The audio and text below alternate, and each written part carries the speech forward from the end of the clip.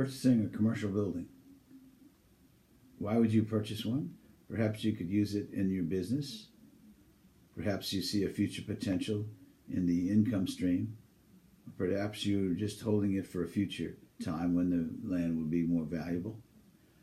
And the main reason it could be it's a better investment than your stock market, than bank or money market. Or maybe you want to diversify your portfolio. For example, the banks, if you put the money in the bank, you may get a 1% savings return. Whereas in a building, you could get more than that. So what do? You gather all the information about the property you're looking at. Is it a single tenant property? Is it multiple tenant property? What are the tax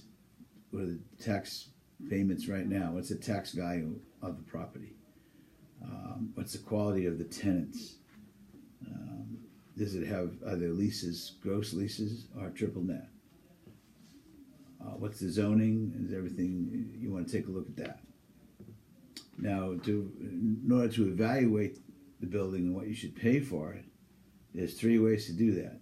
You could do a commercial appraisal, which will take into consideration the income capitalization approach, the replacement cost method, or the market value sales comparison method.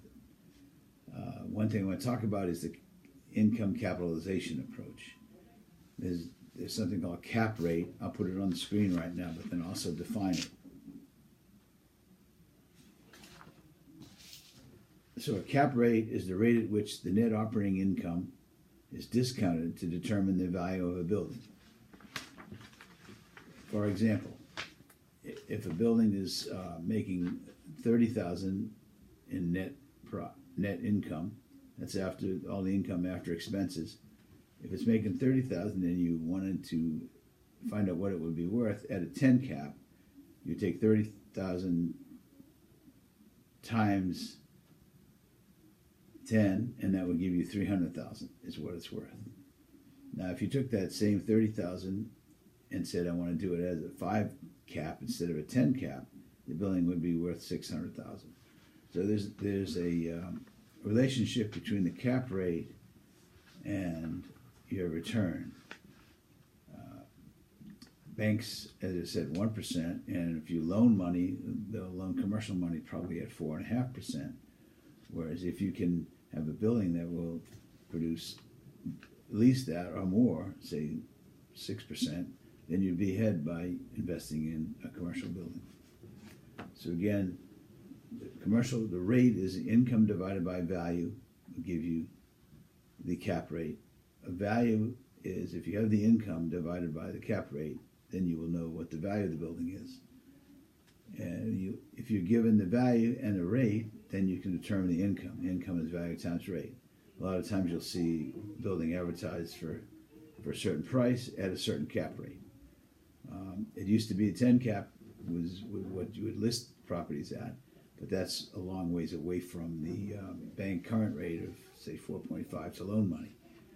You'll see better assets such as a CVS or Walgreens, perhaps with a long-term 30-year lease at a, say, 5 cap or a 6 cap. So there is some in growth in income versus a bank, but not as risky an investment, and that's why they have maybe a lower cap rate. Let's see what else to talk to you about. In terms of commercial financing of a building, usually you have to go to a commercial banker, not a residential banker. And they will offer you generally 20-year amortization with a 5-year balloon, generally 20% down or perhaps 15% if it's owner-occupied. And there's also an opportunity for SBA financing if you qualify. That will get you a lower rate.